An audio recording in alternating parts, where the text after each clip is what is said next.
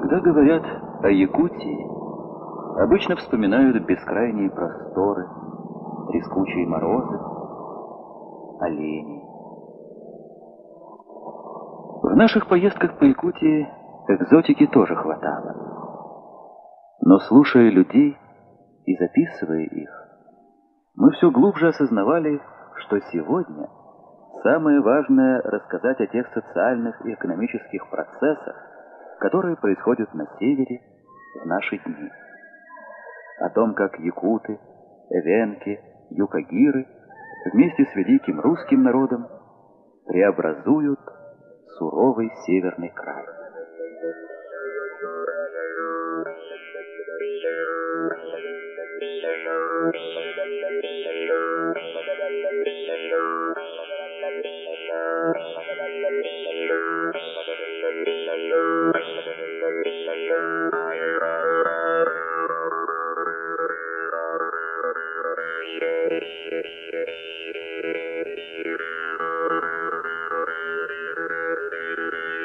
Когда два якута встречаются в пути, они говорят друг другу «кэпсе». «Кэпсе» — это «здравствуй» и «расскажи новости», «расскажи о себе». Вот и мы говорим «кэпсе, Якутия, рассказывай».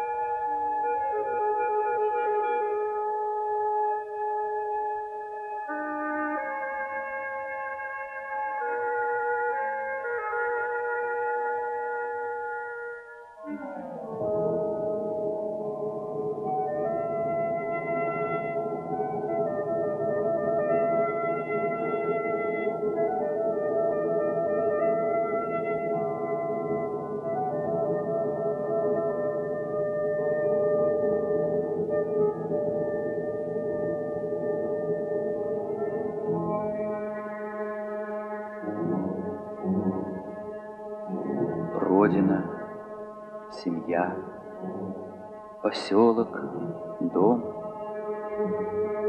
Для этих ребятишек все начинается с кромки земли у Ледовитого океана, на самом краю света.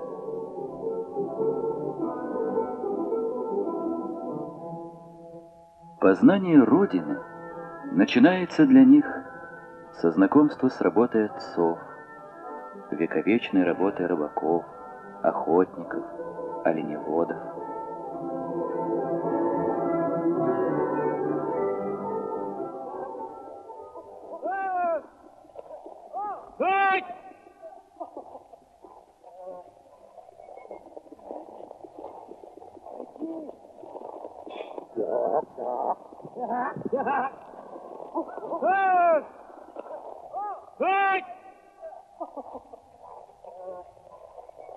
С распевных рассказов бабушки о том, как жилось за гранью старинных лет, на спине древней поры, на склоне прошлых времен.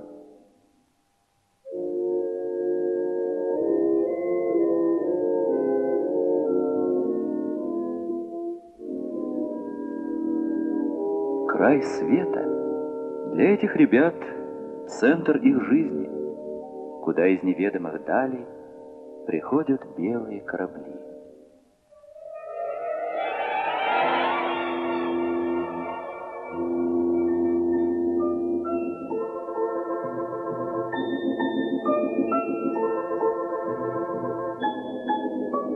Но настанет пора, и дети покинут свой дом.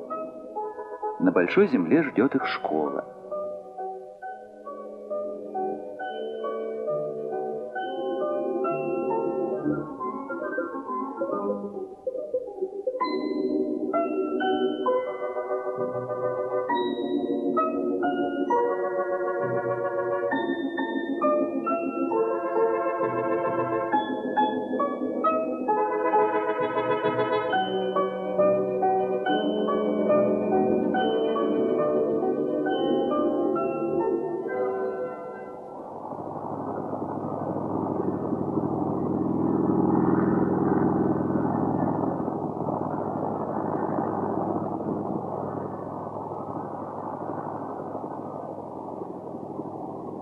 уже в первом полете раскроется перед ними во всю ширь родная земля Якутия.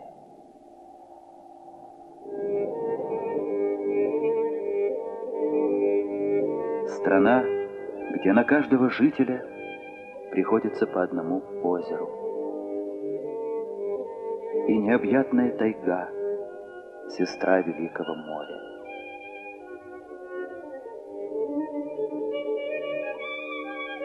Тас қатырыптақ, томыранмастақ, ұлы тұмыллақ, өңір қаджайлақ, очос бұлғыняқтақ, күрегіті тұрар күхіп күмақтақ, өркүйегіті тұрар үрін көрдақ, ең анықсыға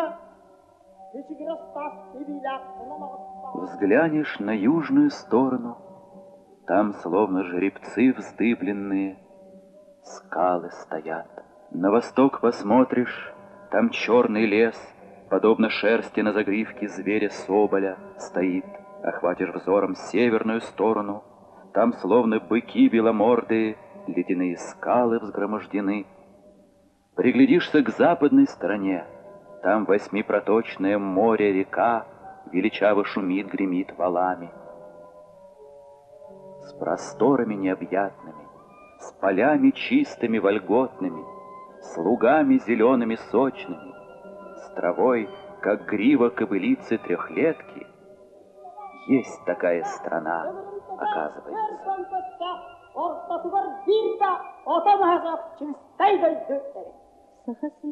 Площадь Якутии занимает 1/7 часть территории СССР, почти 2/3 территории Западной Европы.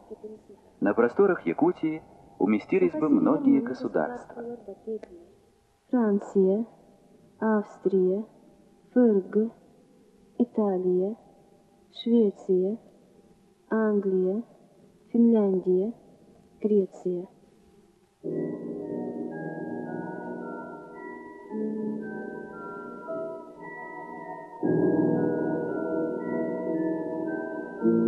Безграничен мир познания, необъятна земля.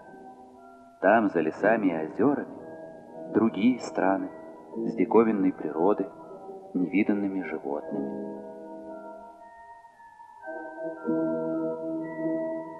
Любознательность развивает смелость мышления и остроту ума.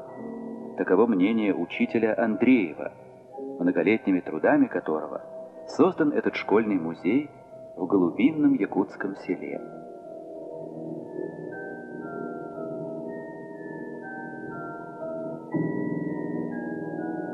Даже не очень старые люди в Якутии помнят, как шарахались крестьяне от первых тракторов на селе.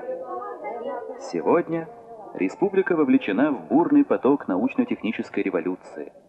Ей позарез требуются инженеры, строители, физики. И вот еще одна сельская школа. Диспут по теории относительности. Вот правильно. Вот я, например, нахожусь там, и как я могу заметить, что вот время, например, вот так вот замедлилось. Вот, например, у меня время идет по часам, так же, как идет на Земле. И вот я, например, позавтракаю утром, например, 8 часов. Ну а если время замедлено, то я могу и через час проголодаться. Как это понять? Если сложить скорость двух кораблей, так получается, значит, встречная скорость. Диспут ведет учитель Михаил Андреевич Алексеев. Я рядовым учителем работаю уже 30 лет, и моими учениками являются преимущественно сельские дети и дети рядовых колхозников. Много видел талантов среди них. Одаренные математики, физики, химики, конструкторы. 7 лет тому назад в нашей школе имени Сидора Барахова появился один необычный класс с углубленным изучением физики и математики.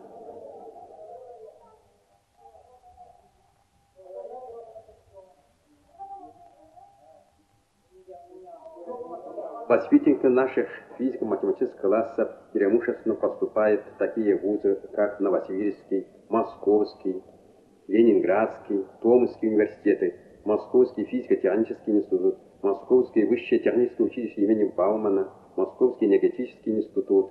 И эти ребята в скором будущем будут возвращаться на свои родные земли и будут участвовать в решении сотни проблем, которые ожидают их. Между прочим, Иван Николаев тоже ученик Алексеева. Он и многие другие молодые ученые работают в Институте космофизических исследований и аэрономии. Создал институт и возглавляет его доктор физико-математических наук Юрий Георгиевич Шафер. Наш институт, как и подобные ему другие учреждения в Советском Союзе, характерен разбросанностью своих подразделений научных. Различные лаборатории расположены некоторые в тайге, например, в лаборатории полярных сияний. Лаборатория широких атмосферных ливней расположена в 50 километрах от города Якутска. Лаборатория геомагнетизма, ионосферы и так далее. Все это загородные лаборатории, не в одном месте. Лаборатория космических исследований ведет наблюдение за излучениями в околоземном пространстве на спутниках и ракетах. Вот перед вами один из приборов, при помощи которого мы постоянно почти ведем эти наблюдения на различных спутниках. Уже около десятка спутников у нас вооружены были такими приборами, и мы всегда считаем, что такой метод наблюдения непрерывный позволяет нам предсказывать даже, может быть, опасность такой радиационной в космосе для космонавтов.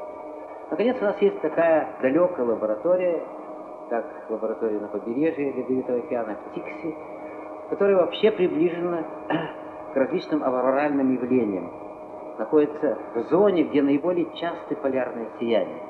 Этот коллектив действительно героически проводит свою работу в полевых почти условиях, в условиях полярной ночи, где бушует ветер, очень сильные ураганы. Этих людей влечет вот эти белые пятна в науке, они работают с большой самоотверженностью. В древних преданиях якуты делили Вселенную на верхние, средние и нижние миры. Народ по-своему предвидел, что когда-нибудь смело ворвутся люди в верхний мир, в космос, в небо, чтобы прекраснее сделать жизнь в своем среднем мире.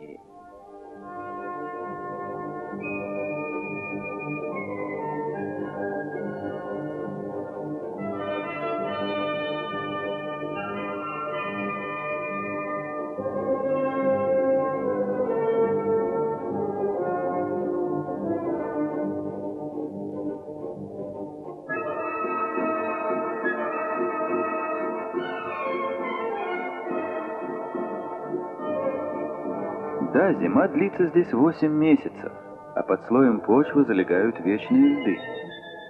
Мало кто знает, однако, что лето в Якутии жаркое и сухое.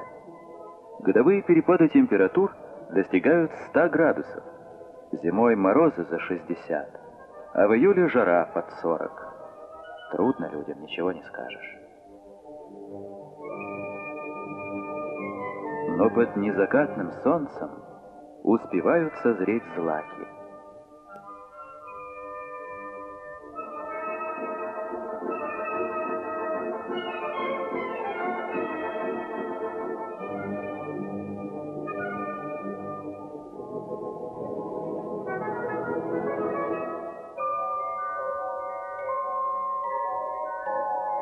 И даже овощами некоторые районы обеспечивают себя сами. Кстати, не только в Южной Якутии, но и на Оймеконе, там, где полюс холода.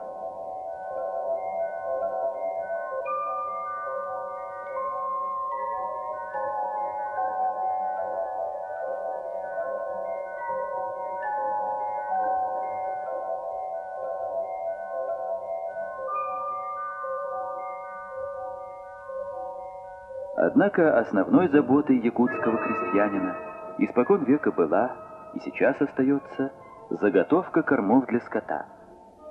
Вовсе не олень, как думают многие, а корова, главная кормилица якута.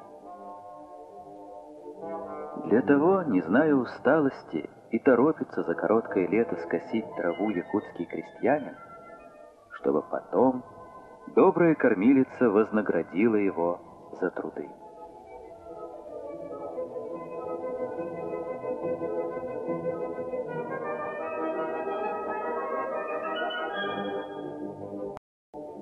взбитые сливки, керчех, суорот, схожий с украинским варенцом, чуть подсоленные сухие шарики сюмеха, юруме из сушеных пенок со сметаной и земляникой.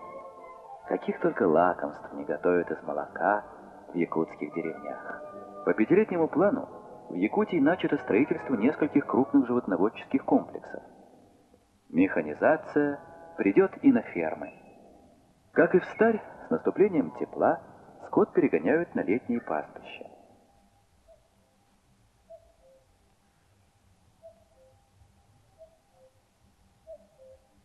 И сколько радости доставляют эти летники людям, и детям, и взрослым.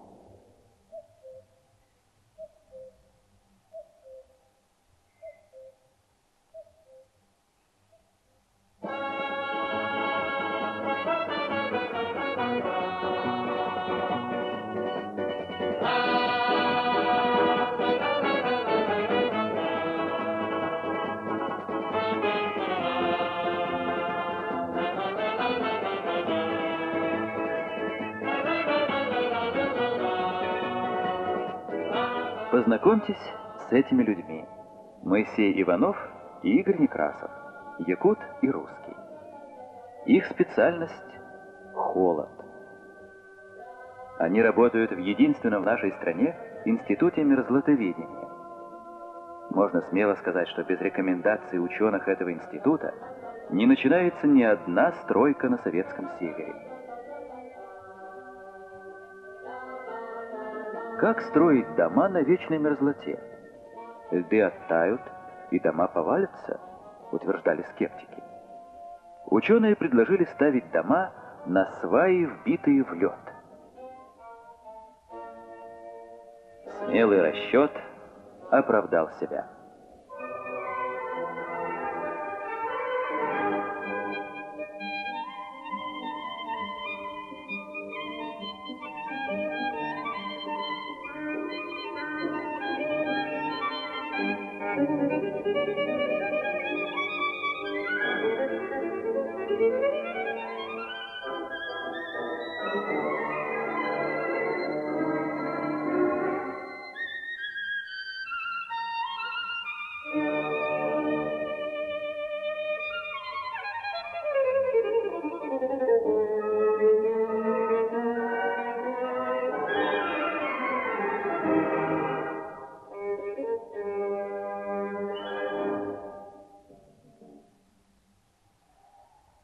И вот, несмотря на это обилие воды, кажущееся обилие воды, на наличие множества рек, озер, в Якутии, воды здесь не хватает.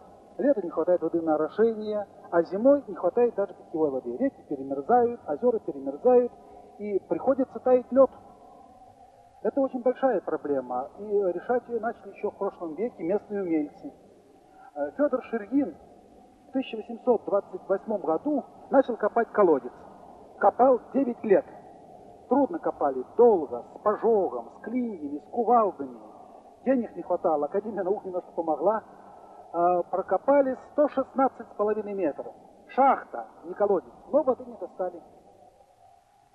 И самое оригинальное, что прошла эта шахта в мерзлых, льдистых грунтах, в вечной мерзлоте. Мы сейчас уже многое знаем о вечной мерзлоте. Мы знаем, что почти вся Сибирь, 80% территории покрыта скована вечной мерзлотой. Мы знаем, что мощность панциря вечной мерзлоты достигает 1500 метров.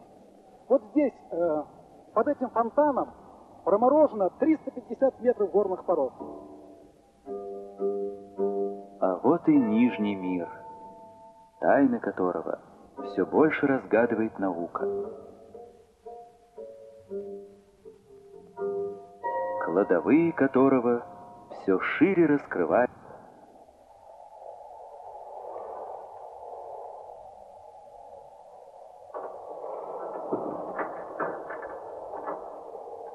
В этом карьере добывают голубой кимберлит.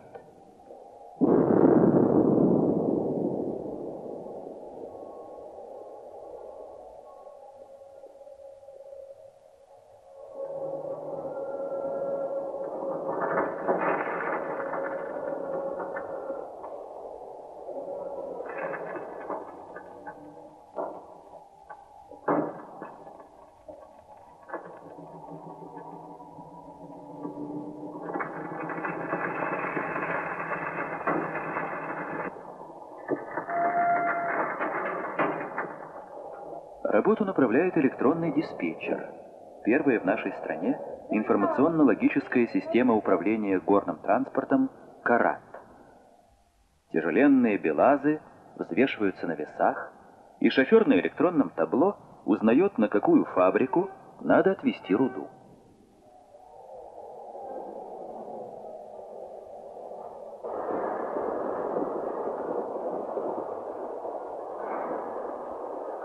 Это сыплются алмазы.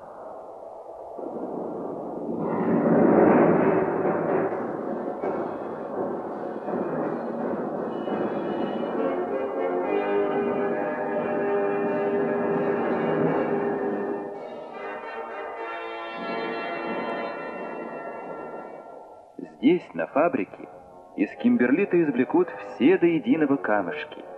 И потом...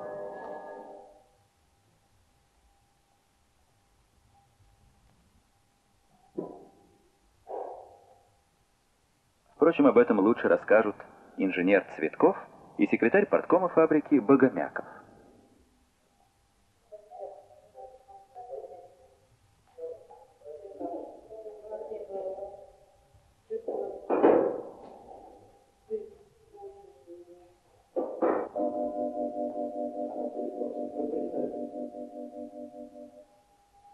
Вот что писала зарубежная пресса несколько лет назад. Якутские алмазы залегают совершенно в недоступных местах. Ни зверь, ни птица не могут добраться до кимберлитовых трубок ни зимой, ни летом.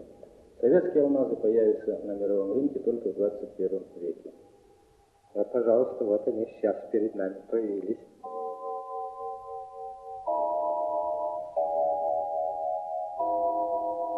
Чистейший, вот как вот этот, допустим, кристалл, это велюрный. Из него можно прекрасно делать бриллианты, но и прекрасно можно делать коронки, армировать буровые, или режущие инструменты готовить.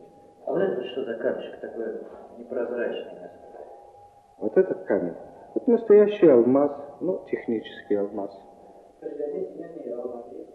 Да, есть. Вот этот алмаз уже именной. Можно ему дать имя, назвать. По своей крупности и качеству он именной. Ну, а какие имена давали алмазы? Очень много, Юрий Алексеевич, правда? Да. У нас Сталинградский есть алмаз. Мария Великий Почин, Мария Каменкина, Мария, просто Мария, 106 карат алмаз, который был выставлен в алмазном фонде Советского Союза. Мария? Да. Пожалуйста, товарищ, наша Мария Марковна Каменкина, в честь имени которой был крупнейший алмаз, 106 карат. В нашем коллективе ее просто называют алмазная королева. В честь 50-летия Якутской ССР у нас был найден хороший алмаз. Кристалл это чуть побольше вот этого, 42 карата. Назвали его 50 лет для СССР.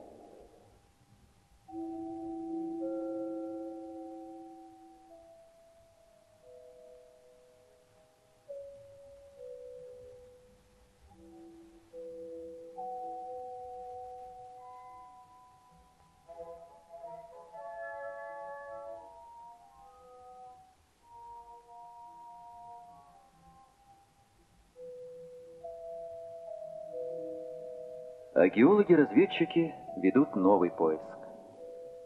Вот так еще лет 20 назад ходили с лодками в глухой тайге первооткрыватели якутских алмазов: Лариса Попугаева, Григорий Файнштейн, Юрий Хабардин, их товарищи. Владимир Щукин, открывший трубку «Удачная», в числе других первопроходцев был удостоен Ленинской премии. Ну, 1955 год это вообще был год наших открытий. Вот. Между открытием трубки «Мир» и трубки «Удачной» разница всего составляет 3 дня. Вот. Хабардин открыл 12 июня, да? Значит, а «Удачную» мы открыли 15 июня. Я к этому готовился 5 лет. Да? 5 лет уже работал. А сама открытие очень быстро и, как говорится, просто. Так, с годами утрачивается такая, ну, может быть, острота впечатлений, так?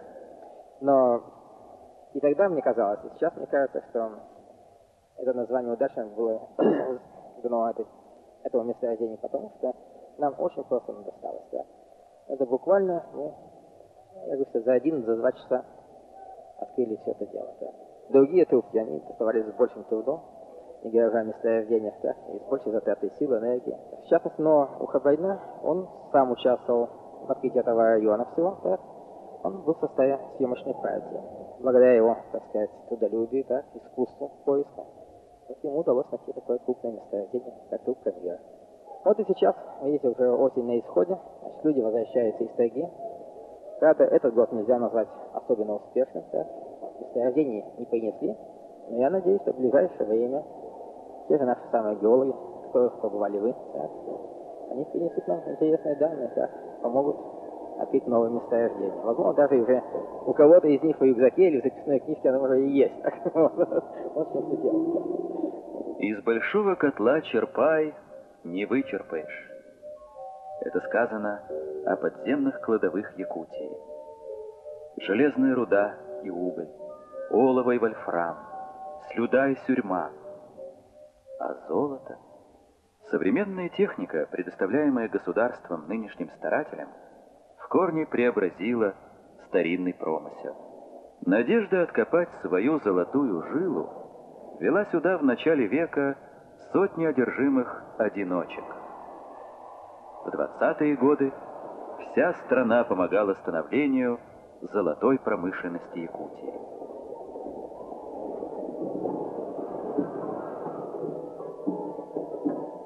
Алдан, первенец индустриальной Якутии. В 1973 году он отмечает свой полувековой юбилей.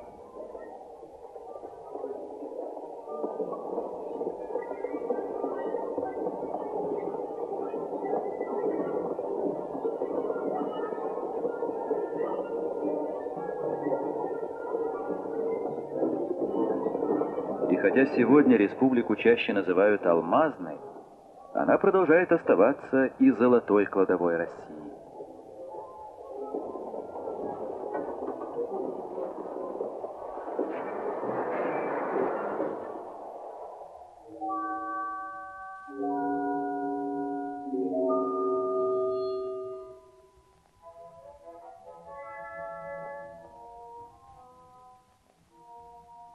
Сколько уже найдено месторождений, а сколько их еще сулят геологические прогнозы. Совсем недавно, будто в подарок людям, Нижний мир открыл колоссальные топливные ресурсы для развития новых промышленных районов. Пройдут годы, и вслед за геологами придут сюда строители. Встанут новые города на месте бывших топий и тайги. Главной хозяйственной дорогой республики стала Великая Лена.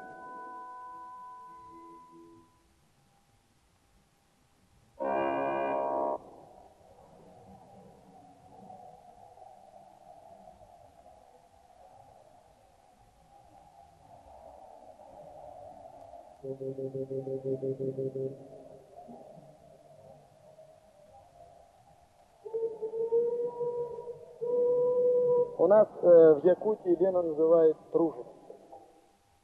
И это действительно труженица в том плане, что это, пожалуй, единственная транспортная магистраль, которая перевозит все народно-хозяйственные грузы для Якутии.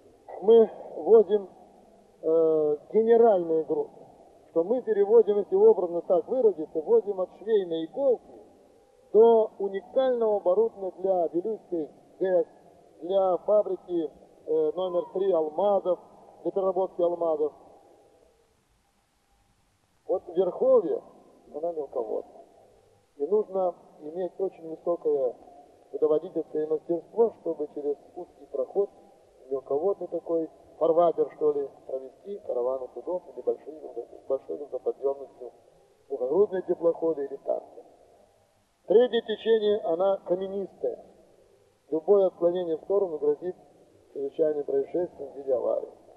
В низовьях она огромная, широкая, много проток, и судоходных, и судоходных. Можно заблудиться, если недостаточно быть опытным и недостаточно быть внимательным, значит, судоводителю, вот, к лодце и так далее. А на севере она суровая.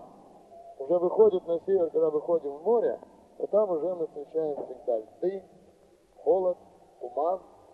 Там еще труднее работать нашим судоводителям. Но в то же время это и она создает трудящимся большой отдых. Это вот здесь у нас в Якутске, выше в районе Алёкты, это большие песчаные пляжи. Это, понимаете, неповторимые ленские столбы. По берегам ее много ягод, много зверя. И поэтому к нам с большим удовольствием, с большим желанием едут многочисленные туристы, больше, чем волжские «Жигули».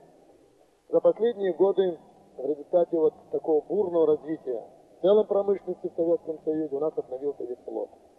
У нас не стало деревянного флота, который были раньше. У нас весь крупнометаллический флот большой грузоподъемности, автоматизирован. В связи с этим у нас и растут, понимаете, кадры. Мы имеем свои речные училища. У нас как-то создается уже династия наших командных кадров. Вот в прошлом работал на утлом суденышке, героически работал капитан из местных кадров, капитан товарищ Пастырев, который прославился своим трудом по всей нашей. Мы сегодня с большим почетом, с большим уважением вспоминаем этого капитана, который осваивал просторы Ленские. Сейчас вот выросли уже вот новые кадры Богатырева. Вот товарищ Спиридонов, преемник Богатырева, талантливый, грамотный, культурный инженер-капитан, который сегодня возглавляет один из крупнейших судов нашего бассейна, танкер 5000 тонн грузоподъема, который в честь 50-летия Якутской Республики назван танкер 50 лет ясности. Начальник Ленского пароходства Василий Максимович Дубровский рассказал о двух капитанах, учителе и ученике. Как схожи и сколь разнятся их судьбы. Оба с детских лет начали плавать по лени. Но если Богатырев долгие годы не мог получить образование и стал капитаном лишь с приходом советской власти, то Спиридонов уже в 24 года поднялся на мостик дипломированным специалистом. Герой социалистического труда, партийный и государственный деятель, инженер, он первым на лени внедрил на своем судне комплексную автоматику. И он же, подобно своему учителю, мог бы с закрытыми глазами пройти любой Ленской протокой. Великая Лена. Она соединила людей и народы, их исторические судьбы. Многие столетия берега Лены служили тюрьмой для русских и якутов, грузин и татар. Сегодня народы-братья, объединившись, покоряют бурную стихию.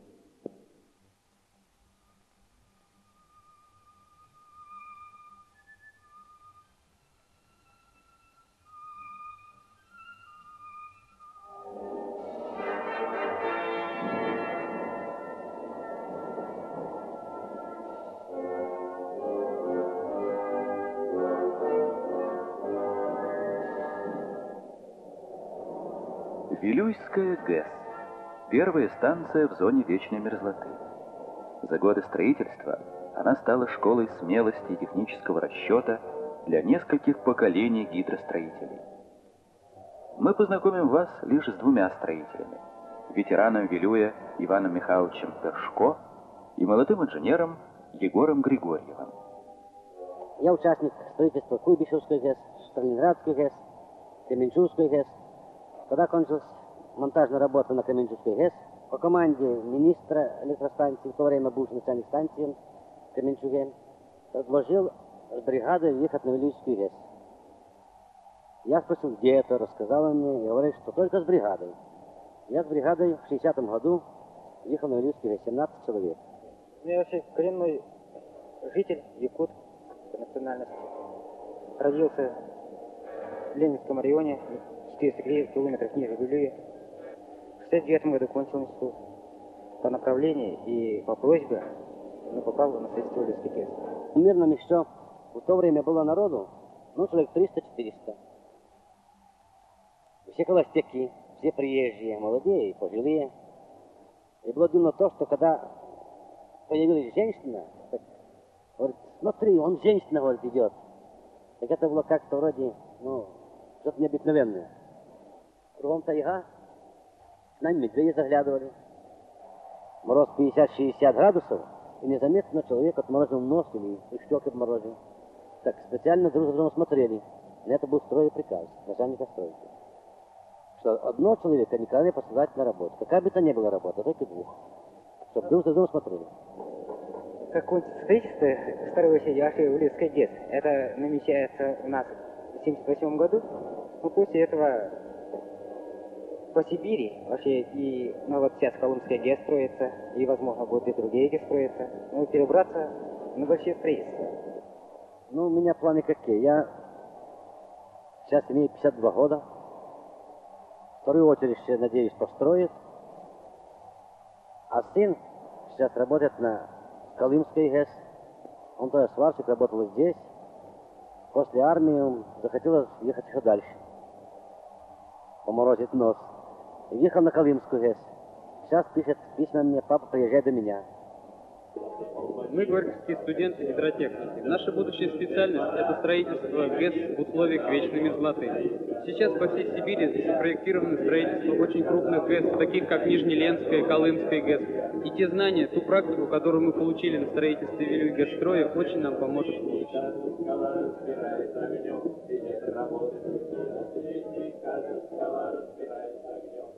Молодые изучают опыт старших, молодые ищут новые пути. Каждая дорога имеет свою славу, говорит пословица.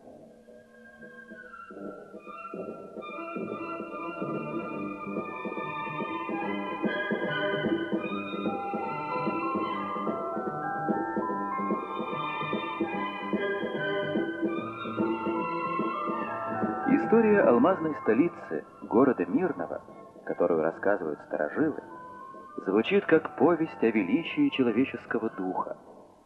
Но для архитекторов, проектирующих новый алмазный город, это еще и трезвый практический урок, из которого надо извлечь все ценное и не повторить ошибок.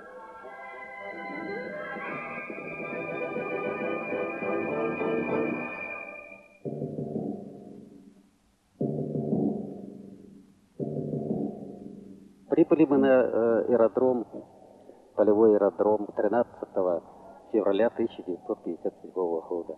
Наших здесь людей было 18 человек, бригада, которая строила первые палатки. Вот одну из таких палаток, ну, третью палатку, заселились и мы. Эпоха палаток кончается. Сейчас на даче не строятся уже больше палатки, то они сносятся. В 1958 году появились уже у нас первые домики. Первые 4 домика, которые были срублены двухквартирные. Мы, вот как прибывшие в числе первых, значит, получили комнату. Это были двухквартирные домики под трехкомнатного типа. В каждой из этих комнат селилась семья. Демографы и социологи дали обоснования, которые четко показывают, что нормативные 9 метров на человека недостаточны для севера, опять же, исходя из суровых условий жизни на севере. Основным-то является то, что 12 метров, которые превратятся в норму на одного человека в жилом комплексе «Удачное»,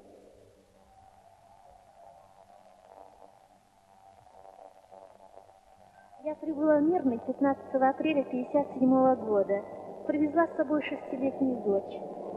Конечно, условия были такие, что оставить ребенка было негде. Приходилось и днем, она была с рабочими на работе, и с плотниками, и с шоферами. Детских садов, яслей, конечно, в то время ничего не было, даже и мыслить не было. Мы жили одной семьей. Расскажите, какие бытовые условия были? Вот, скажем, кухня, там воду как доставали? Да какая вода, какие бытовые условия? Жили мы в палатке 2 семьи. Ну, по весне лед таяли, снег таяли, это была вода у нас. А лето, когда пришло, вот, где какая ямка, оттуда воду брали, кипятили. Старались не болеть, не болели, ни к чему не присматривались. Дети не болели? Дети не болели, наоборот, крепкими, здоровыми были, закалялись. носили накомарники, потому что было сильно много комаров. Города на севере должны строиться с учетом и климатических особенностей, с учетом определенных гигиенических параметров, психологического состояния людей, которые живут и работают в этом крае. Вот, например, удачный. Институтом Якутнепроалмаз был разработан проект такого жилого комплекса на 15 тысяч жителей. Это недалеко от полярного круга. Прямо перед нами была тайга. Здесь и явилась эта просека, на которой работали ленинградские рабочие. В честь этого и назвали ее Ленинградской улицей. Сейчас это центр нашего города. Весь комплекс соединен переходными галереями, утепленными. Температура там плюс 5 градусов. Допустим, при минус 50 градусов на улице могу пройти, живя в этом доме, вот так, по первому этажу, попасть в галерею, отдать ребенка в детский сад, потом закусить в кафетерии и ждать автобус на работу. И сел в автобус и поехал на работу. Вот, например, что представляет себе культурно-просветительный центр. Вот это зимний сад, библиотека, ресторан, клуб, кинотеатр, гостиница. То есть весь этот комплекс единый, крытый. У города пока нет имени, но сам он уже растет.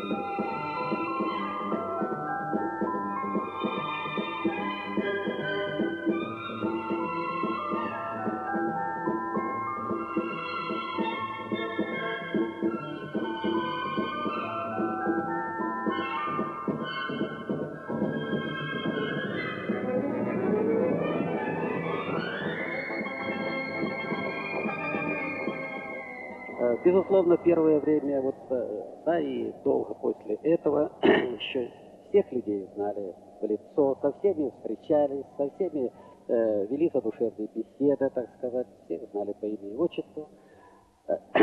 А вот уж последнее время, начиная с 70-е годы, возвращаясь назад иногда с отпусков, иногда с командировок, едешь в мирный самолет, 100 человек самолет, а если хорошо, если знаешь одного только человека в лицо.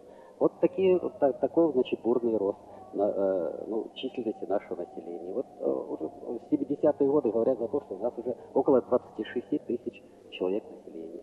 Прижились люди, да? Прижились люди. Проживши здесь сколько лет, конечно, как можно расстаться, когда все кажется здесь родное, где не идешь, чувствуешь, что заложена частица твоего труда. Здесь прожиты самые лучшие годы здесь. И расставаться с Якутией, я даже не представляю, как можно расстаться, потому как можно жить без мороза, несмотря на то, что я с юга. Бывшие южане или коренные жители тундры, они предпочитают теперь жить на севере прочно и комфортабельно. Не правда ли? Обычная для нашей страны картина. Что особенного? Не торопитесь с выводами.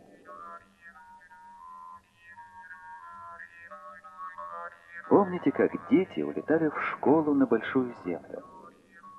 В этом поселке, на Нижней Колыме, тоже на краю света, дети остаются дома. Улетают на работу в тундру их отцы. Они летят к оленям стадам или на охоту. Вдумайтесь теперь. Много столетий люди кочевали по тундре и не знали своего дома. Сколько социальных, культурных и психологических изменений несут для них эти простые понятия: дом, поселок, семья, родина. Нет птицы, которая бы не помнила об родном месте. И каждому из нас мила своя родная земля, какая бы то она ни была. Вот она, якутская старина, Саха и Барана, немые свидетели истории труда. Такой сухой я тоже пахал. Ее теме даже посвятил один из первых своих рассказов, который назвал «Горе Саха». А мне хочется сохранить ее и поставить даже на пьедестал. Это рассказывает народный писатель Якутии Сивцев Суворун Омаллон. Юрт. В такой юрте и я родился. А тут еще жернова. Бывало, и я молол.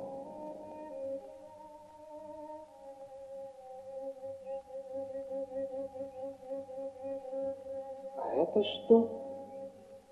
Обломок шкатулки для шитья. А в ней, видать, мастер вложил свою любовь, свои мысли. Прав был Лев Николаевич Толстой, когда писал, что орнамент от якутских до греческих доступен всем и вызывает одинаковое чувство любования у всех. На моем столе лежат предметы, вобравшие образ моей родной земли. Индерли — символ богатства его природы.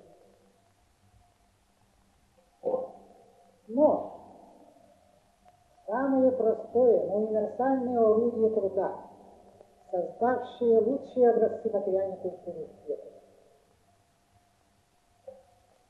Кусочек железа с острым звонким язычком, музыкальный инструмент хомус, хранитель сокровенных дум и чаяний якута, его духовного мира, поэзии, музыки, песни. Древний якут стремился и верил в торжество красоты, добра и счастья. Эта вековечная мечта народа сбылась только с победой Великой Октябрьской революции и с торжеством идей Ленина.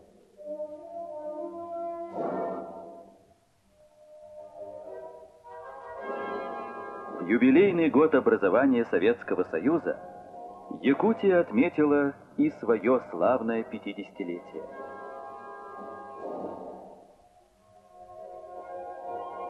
На знамени республики символы исторической судьбы якута, как и любого гражданина страны Советов. Ленин, революция, дружба народов.